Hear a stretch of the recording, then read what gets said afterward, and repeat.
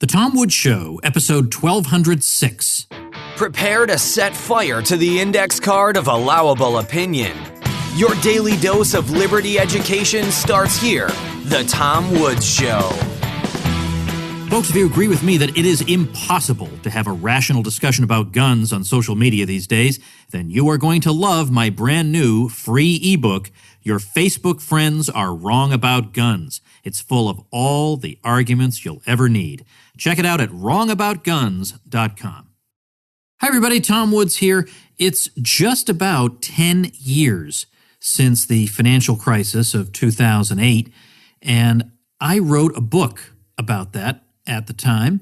I wrote it in 2008, and it came out in February 2009, which is a really, really fast turnaround for traditional publishing. The book was called Meltdown. It wound up spending 10 weeks as a New York Times bestseller.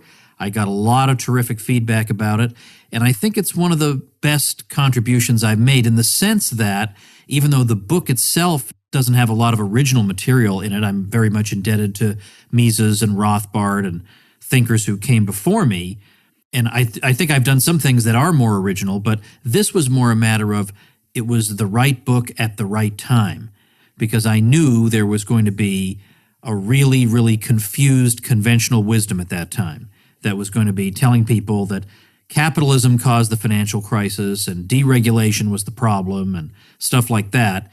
And I wanted to head that off at the pass, or at the very least, I wanted there to be some kind of a response, an Austrian school response, not just a generic free market response either, but a specifically Austrian response that would take aim at central banking. That was what I was shooting for with the book. And initially when I went to the publisher on it, which is a publisher I've published with a number of times before, they rejected the book. They rejected the proposal. So I went back and was sort of doubting myself. But then I thought about it and I said, no, wait a minute, no. This is a good idea. This book is going to sell. So I went back to them and I said, wait a minute, you got to reconsider because you're wrong. And they did reconsider, and they sent me a contract, and I was off to the races. And in about a month, I had written the book Meltdown, and it ended up winning an award. I mean, it went really, really well. I couldn't have been happier. I got some great publicity. I did a lot of great media. And in doing that media, I was able to spread the idea of ending the Fed. There were a number of right-wing commentators who were going on television explaining what they thought was the cause of the crisis, and it was all just superficial nonsense, and none of it had anything to do with the Fed. And here I was taking, let's say typical right-wing radio listeners who never gave the Fed another thought, a second thought, they never even considered the Fed, and portraying it as a central planning agency that causes a lot of problems and disruptions for the free market. Well, if you portray anything that way, these are the kind of people who will suddenly listen to you and say, oh, well, I hadn't thought about that before. Yeah, that does sound like something I should be against. So I was able to get quite a number of mainstream radio and television hosts to at least consider the idea, and some of them to come right on board with me on it. So that's why it was valuable, because I wanted to be the first one with a book on the subject. And I was the first one who got a book out that also included mention of the bailouts. There was one book that came before mine. I think it's in the remainder bin. It's long forgotten. I don't even remember what it was. But mine was the first one that also had some discussion of the bailouts. So that was the key thing, was I wanted to get a jump on everybody else because I knew there would be a lot of books coming out on this subject. So I wanted there to be a free market book, and I wanted it to be Austrian. And I do believe, based on what I've heard from people, that the book did succeed in bringing a lot of people to the Austrian school. And that's really, really exciting for me that I was able to do that. So I'm really glad about it. I'm glad about the success it had. And so in this episode, I want to share with you a conversation I had with Lew Rockwell back when the book had just come out. So this would be early 2009, where I'm talking about this stuff with Lew. Lew Rockwell, of course, publishes LewRockwell.com, L-E-W Rockwell.com. He also, of course, is the founder and chairman of the Mises Institute. He is the executor of Murray Rothbard's will. He was chief of staff to Ron Paul. So all-around good guy. And I thought you might enjoy hearing this conversation. One little detail you might find interesting. 5 years earlier, I had had another New York Times bestseller, The Politically Incorrect Guide to American History, and that stayed on the list for 12 weeks and it cracked the top 10, and it was tremendous. But the New York Times didn't care for that book at all, obviously, and they let me know it. But the week they let me know it, I wound up having my best sales week ever. So they perhaps learned a lesson about this, because when Meltdown came out, they did not review it. So when you would go to the online bestseller list at the New York Times website, there'd be hyperlinks over the titles of the books, except mine. Meltdown had no hyperlink because there was no review. Now, I don't know if it's because it can't be that the New York Times didn't think my book was a serious book. I mean, you think the trivial bits of nothingness they review on there, it cannot possibly be that. Rather, I think it's that I think they just didn't want to make the mistake they made the last time. They actually ran a review of my book on the editorial page, signed. I mean, it was crazy that they did that. And then I wound up selling more than ever. So I don't know. I'm just speculating, but I think they didn't want to fall into that trap a second time. Don't give this not very well-known author yet another platform. Just ignore him. We have to put him on the list because his book is selling well, but let's just ignore him otherwise. So, all right, here we go. Hope you enjoy it. I will link to the book at tomwoods.com/1206. And if you like audiobooks, you can get the audiobook as well. And if you haven't yet joined Audible, you can get Meltdown as an audiobook for free when you sign up. And you can sign up for Audible 30 days, or I don't know if it's 14 or 30 days, whatever it is. You get a free trial and you get a free book, so you can get Meltdown as your free book. And then if you decide you don't want to stick with Audible, you can just cancel and you keep your free book. So you get a free copy of Meltdown on audiobook. So you can get that by going to tomwoodsaudio.com. Here we go. It's great to have as our guest this morning Dr. Tom Woods. Tom is Senior Fellow in American History at the Mises Institute.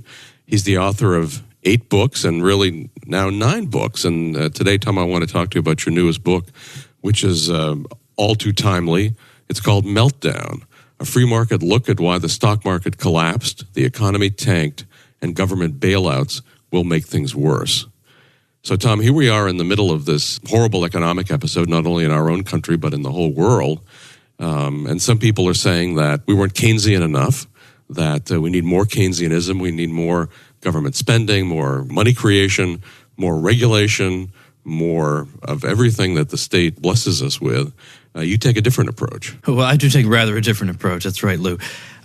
It seemed to me that in the midst of a crisis of this magnitude that, my being the ever optimist, I always want to try to find some kind of silver lining in it. And it seems to me the silver lining is that we might be able to, emerge from it with people more knowledgeable about our point of view and people less likely to fall for the claim that the free market did this. Yeah, right. Yeah, like the Federal Reserve System is part of the free market. It's just an unbelievable libel that's being spread. But yes, of course, that's the diagnosis, that we haven't had enough Keynesianism, we haven't had enough spending and all the rest of it. But, the answer to that is twofold. I mean, one could go into a theoretical exposition of why Keynesianism is all wrong, and our people have done that. In fact, there's a whole book that was produced, from what I understand, out of the Mises Institute's 1989 conference on Keynes, and you can find that book on the Mises Institute site. But you can also, just for the layman, who just is searching for answers and doesn't have much theoretical background, you can simply point out, first of all, the fact is that starting in 2001, we had this mad money creation spree for the precise reason that we were told in 2001 that what we need is more money creation, more of this and that, to get out of the hole of 2001 in the wake of the dot-com bust. So we were told that the way out of that one was more money creation and so on. Well, what more money creation, of course, has done, creating money out of thin air doesn't actually give the economy any more resources than it has. So all it can do is set the economy on an unsustainable investment path. The low interest rates that result artificially from this pumping in of additional money simply encourages investors to make investment decisions that, from the point of view of the economy as a whole and the resources that have been saved, can't be sustained. And so it, in effect, encourages a phony boom. Well, so in other words, what caused the situation we're in now was precisely the advice we're being told to follow now, Whereas if we had let the economy just bottom out in 2001, if we had let that recession run its course, well, we wouldn't have had this ongoing housing bubble, because it's not a coincidence that it's right around 2001 that the myths of the housing bubble really began to spread. The idea that, houses never go down in value. They're the best investment you can make. You can flip houses for a living. Well, why do those myths take hold? Partly because this is the first, 2001 is the first recession on record in which new housing starts did not decline. And that's largely because all this artificial money is being pumped in. So that gives people this false impression that, well, everything else may fall, but housing never does. So by postponing the downturn in effect of 2001, we gave ourselves this worse one. So if we try to postpone this one, it's simply going to get all the worse. And then secondly, again, I hesitate to use all these empirical examples, but Japan did follow all this advice. I mean, Paul Krugman's protestations to the contrary notwithstanding, they followed every bit of this advice. They nationalized part of their banking industry. They spent trillions of yen on public works projects. They dropped interest rates down to zero. They flooded the economy with money. I mean, they propped up zombie companies. They had a bailout fund for rotten companies. And, what did it do? I mean, they're still down overwhelmingly from where they were 18 years ago. And yet the same thing is being proposed to us today, by and large, by the same people. It really goes to show, Murray's rule was right. Rothbard's law that nobody ever resigns. I can't believe, not only has Krugman not resigned, he's writing for the New York Times. Well, it's quite astounding when you think, well, it seems to me one only has to stop and think for a moment, that if spending every dime you can possibly get your hands on and money creation, if these are the path to prosperity, how come the whole world isn't prosperous? Well, how come, Zimbabwe isn't living it up and all doing very well? Yeah, that's right. I mean, we would have found anytime you hear this type of solution whereby, the economy can be restored to health in the absence of the creation of real stuff, that the idea that we can just restore the economy to health either with labor unions or minimum wage laws or additional money creation, well, then again, you have to answer the question that, well, why doesn't Bangladesh just do that? Why has it actually required an awful lot of effort and saving and capital accumulation in the past to raise people to, a condition of civilized life? And so therefore, why wouldn't that be the path we need to take today? Somebody wrote me and told me about an ad that they'd heard on a radio station where a dad is explaining to his daughter that even though she's a wonderful little girl, she's helping keep the economy in crisis by keeping all her money in her piggy bank. And that she needs to spend that money because, for example, if she buys a toy, then the toy store owner is doing better. He can do, his employees will do better, and really the whole economy will do better. And so everybody needs to spend every dime in their piggy bank.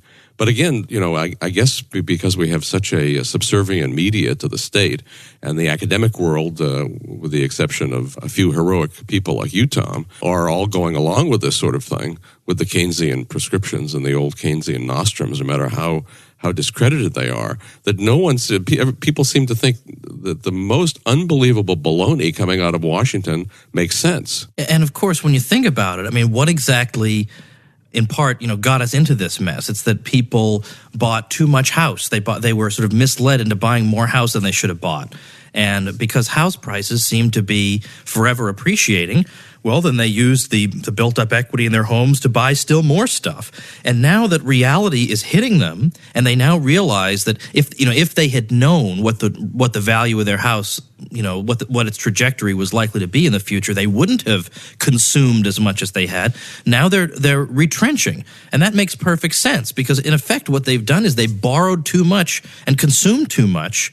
So to give them the advice that consuming still more will solve the problem it's really just staggering in its absurdity. But needless to say, this is the conventional wisdom, and it's because of the prevalence of ideas like this that we can be thankful that in this day and age, at least, we have the internet, so that places like the Mises Institute and LewRockwell.com can spread the real message, so that people who are skeptical of what they're being fed have some kind of intellectual meat, something they can really chew on. And I'm happy to point out, Lou, this is entirely spontaneous. Nobody asked me to give this testimonial, but I am grateful in my own life that in 1993 I went to the Mises University program, which is the Mises Institute's week-long summer program for students. And I had never been exposed to these ideas before. I barely knew who Rothbard was. I more or less knew who Mises was. But, a lot of the think tanks who liberally invoke the names Mises and Hayek consistently shy away from their more politically incorrect positions, particularly their opposition to the central bank. But yet, today, that's the most important thing they can teach us, is the opposition to the central bank, the explanation as to what causes the business cycle. And I got this foundation then, and I've been hooked since. And in fact, it would not have been possible for me to write this book if I had not had that foundation and that encouragement to learn in this tradition that I got from Mises University. Because for a book like this, the idea behind it for me was that I've got to get a book on this subject out quickly, because every crank and lunatic and, basically, hungover Keynesian is going to have a book coming out by the summertime. I got to rush something out so that the Austrians, in effect, have more or less the first word on this, so that at least it's slightly harder for, the blockheads in the media to pretend that the free market caused this. I want to give a good, easy to understand overview as to why that's not right, and why, in fact, it's the interference with the market that has led us into this terrible mess. So I'm very grateful to you and the Institute for making this possible. Tom, one of my great memories of that 93 program is looking over during the barbecue at the end of the conference and seeing you and Murray early in the evening animatedly talking together. And then I come back hours later and you're still, animatedly talking together. And it was just a great, I know that was a great moment in your life. And Murray is up there saying attaboy to you for this book, because we certainly have you build on all the great Austrian economists, whether it's Rothbard or Mises, Hayek, and the others, but you've put this together in a way that, for the proverbial intelligent layman, for any American who's concerned about what the heck is happening to our economy, what lies ahead for us, why are we in this trouble, and what can we do about it, this is the book to read, Meltdown. Well, I appreciate that, Lou, and I have two things to say. Is first is that Murray was an extremely generous person, in addition to being a genius. And, because, who was I, at that time, just some kid. And he generously gave of himself in those situations and was extremely encouraging. And I'll never, there were two little incidents. I remember first, the second time I saw Murray was also in an environment where there were a lot of students. And he entered the room and he walked right up to me and said, "Hi, Tom." And I looked at the other students and I just said, "Eat your heart out. Come on." Right. And then secondly, I recall, not only that, he stayed up late and, was always interested in talking to people, but he was just, he would, if you had even the slightest inkling of a paper topic or something, he was ready, he was like David Gordon in that he was just a bibliography of just endless sources, and I remember at the end of one of these long conversations when I said, "Well, Professor Rothbard," and he said, "Call me Murray." And I thought, I don't think I can. I just don't think I can do that. But with regard to the book, you're right. I mean, in effect, what I'm trying to do is, convey all this stuff to the layman and provide some ammunition for people who feel like, they're really getting it from all sides. Like family members are telling them, just what they're reading in the papers, that capitalism is dead and so on and so forth. And we've got people around the current president now saying that, we can't let this crisis go to waste. We have to exploit it to expand the state. So, of course, their interpretation of the crisis is going to be that the market has failed, because only that interpretation will justify their additional power grab. So we need to be able to defend ourselves and show that their account of what has happened is utterly implausible, and it is absurd to blame on the free market a problem that is caused in almost every one of its particulars by the Federal Reserve System, which we cannot repeat enough is not part of the free market. If we read Murray Rothbard's great book, America's Great Depression, we see that course, the myth that was really fastened on almost everybody's brain during the 1930s and subsequently, that Hoover was a free market guy. The free market had failed. Thank goodness we had Franklin Roosevelt who fixed everything. Of course, Hoover was the first New Dealer. He was a horrible statist. Franklin Roosevelt didn't fix anything. He made everything worse. But to what extent are they succeeding in telling these lies and making them fixed in people's brains again today about this current crisis? It's amazing to me that the old view of Hoover is somehow being resurrected when, any competent historian knows, in effect, at least that part of Rothbard's story now. I mean, when Murray was telling that story in 1963 in America's Great Depression, it was still kind of revisionist history. But today, you would think with our advances in our knowledge, everybody knows. Any competent historian knows this. And I think the specialists do know this. The specialists typically do know it. I mean, there is a reason that, Franklin Roosevelt condemned Hoover as the biggest spendthrift in American history. And Roosevelt's vice presidential nominee said that Hoover was leading the country down the road to socialism. I mean, why did they say these things, right? But it's true that the average person, is busy, doesn't have a lot of time to study these things, and so is going to read what going to read Salon or read what's in the New York Times or read Paul Krugman or whatever, and be under the impression that, I guess Herbert Hoover just sat back and did nothing, just like George W. Bush. How somebody, though, can be persuaded to live in that alternate universe, I just don't know. I mean, how you could first think that George W. Bush was a free marketeer is beyond me. But then, Hoover's record is pretty much out there for everybody to see. And FDR's own aides admitted, like Rexford Tugwell actually admitted that, in effect, we're really just extrapolating from the programs that Hoover started. And today, now the claim is on part of people like Krugman that, we're really not being fair to Roosevelt, that if you do different sort of employment statistics series, you come up with a slightly better record for Roosevelt. But I mean, this is just playing with the numbers. I mean, anybody who lived during that time knows, how many people were out of work.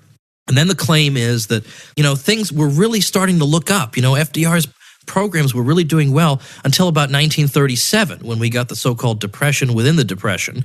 And that was supposedly because at that time Roosevelt was not spending as much on public works projects, and that's what did it. Well, first of all, if after 4 years of recovery, so-called, the economy still needs the government building crummy, politically motivated bridge projects to keep it going, then how sound has this recovery been in the first place? But secondly, left out of this account is that it's right around this time that the Supreme Court had ratified some of the new labor laws that were giving real teeth to labor unionism in the U.S. And right around the time of 1937, just in that 1 year period, wages suddenly rose by about 13% all of a sudden. You think that might have had, a teensy-weensy bit to do with why the economy turned down? But that can never be the answer we're allowed to get. It's always that they haven't ever spent enough. And this is a good reminder for the scholars among us of the importance of economic theory, as dull as that sounds. Because if you don't have sound economic theory, you will forever be arguing with Paul Krugman, because he's going to always say it's never enough. It's $1 trillion of spending, it's not enough. It's a Google of spending, it's not enough. A Google dollars spent is not enough. How are you ever going to resolve that back and forth unless you've got some sound theoretical understanding about why it is that merely using things up can't possibly make a country prosperous? Murray Rothbard, who of course was not only an economist and a political philosopher, but also an American historian, was always bothered by the fact that while there were always some good economists, always some good political philosophers, there were no historians who knew any economics, who in fact were culpably ignorant of economics, those who weren't just active proponents of evil. So, Tom, here we have you, a historian who is an economist too, and that's, I think, what gives such life to your books. I mean, your books are bestsellers. I urge anybody some of the few Americans who haven't read Tom Woods, one of Tom Woods' books, be sure to take a look at Meltdown, because he's such an extraordinary writer, and he brings to his study of history and economics a tremendous life that just makes these books a pleasure to read. You start reading it, and you're through to the end before you know what's happened to you, and you know a whole lot more. And you certainly know a whole lot more than you're hearing in the media. So here, Tom, we have this work of both history and economics, Meltdown, where you're telling us what happened in the Great Depression, what happened with Hoover and Roosevelt. But what about the fact that another alarming thing that we hear about the old days, and I'm afraid for the current days, is it's the conventional wisdom that World War II cured the Depression, that it was the magnificence of, I guess, killing all the unemployed and totally socializing the economy that somehow made everything okay. Yeah. I mean, this one, of course, Bob Higgs is the guy who's done so much work on it. That is something that I address in there, because you're right. There is plenty of history in here, in addition to talking about the bailouts and talking about gold and money and all the things people need to know about, business cycles and stuff. I talk about all the panics of the 19th century, because people say, well, look, there wasn't a Fed in the 19th century. How can you blame those things on the Fed? So I go and explain what was causing these panics in the 19th century.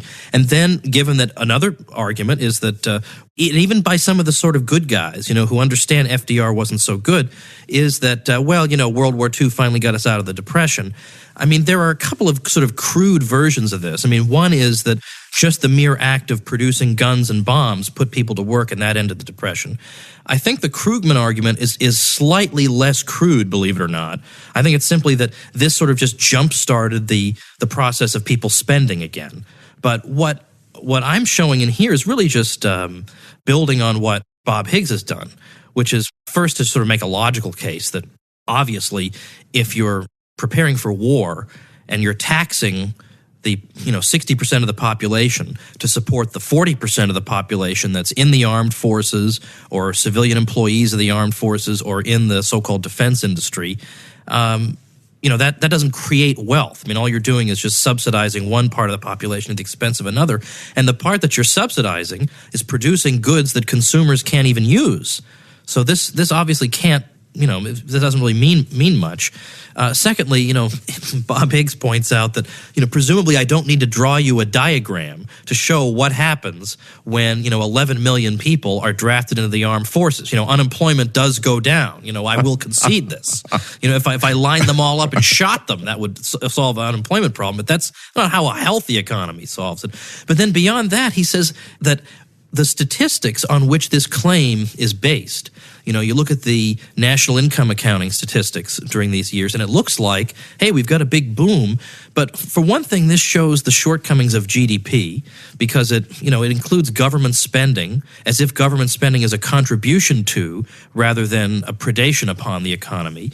If the government spends $200 on a $120 item, that's marked as $200 added to GDP. I mean, this is obviously misleading statistic, but beyond that, if you're even going to try to aggregate all these purchases over the course of a year, the point is that the purchases have to be meaningful in some sense. In other words, when people buy and sell freely, they generate market prices.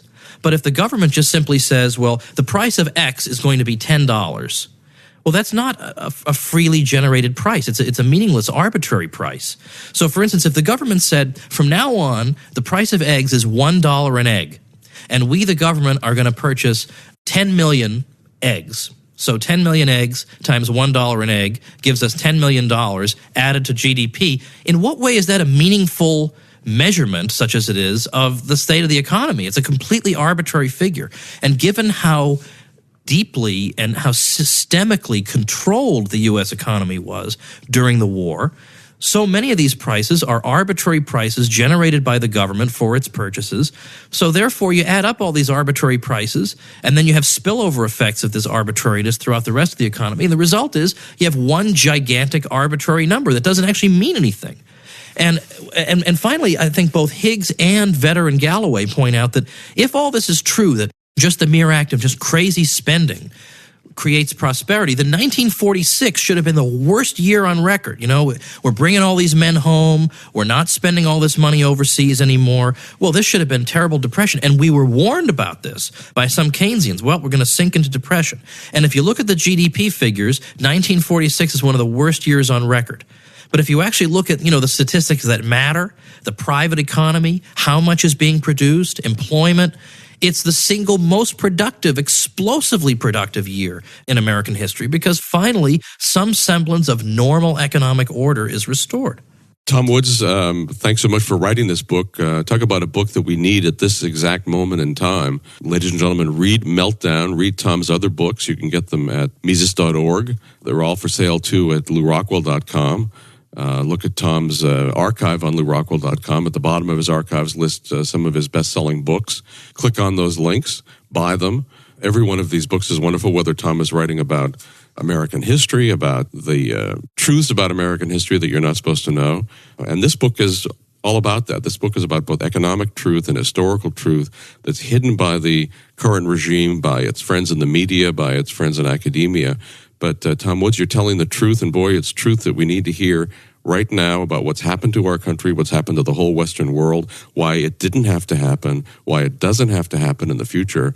So if you want to be armed against all the liars and the propagandists that surround most of us every single day from Washington and all the other power centers in the U.S., read Meltdown. Let me give you the subtitle, too. Meltdown, a free market look at why the stock market collapsed, the economy tanked, and government bailouts will make things worse. It's from Regnery, and I predict, as with other Tom Woods books, soon on the New York Times bestseller list, too. Tom Woods, thanks very much. Thank you very much, Lou. All right, folks, I hope you enjoyed that. Now, this message is only for people who enjoy eating. I've got a website for you that a listener created, and it's called freemarketcooking.com, and you're going to love the description. He says, tired of following all those commie TV chefs who support the Culinary Union? Support me instead. Yes, I'm a Tom Woods libertarian. Freemarketcooking.com allows you to stay up to date with my official delicious recipes by following my social media pages or signing up for my email list on the website. While the content is focused on good food, I am an ANCAP at heart. Help me and other Rothbardians take over the food portion of our damaged culture. Long live Austrian business cycle theory. So tremendous. You're just going to love it. And the pictures on the site are going to make you salivate. So check it out, freemarketcooking.com. I'll link to that at tomwoods.com/1206. Get publicity for that website you are thinking of creating, but you got to get your hosting through my link. So check out the details of all the bonuses you get of course, free publicity is chief among them, but you get membership in my private bloggers group where we all help each other, get a lot of great bonuses. Get the details on those bonuses at tomwoods.com/publicity, and I'll see you tomorrow. Become a smarter libertarian in just 30 minutes a day. Visit tomwoods.com to subscribe to the show for free, and we'll see you next time.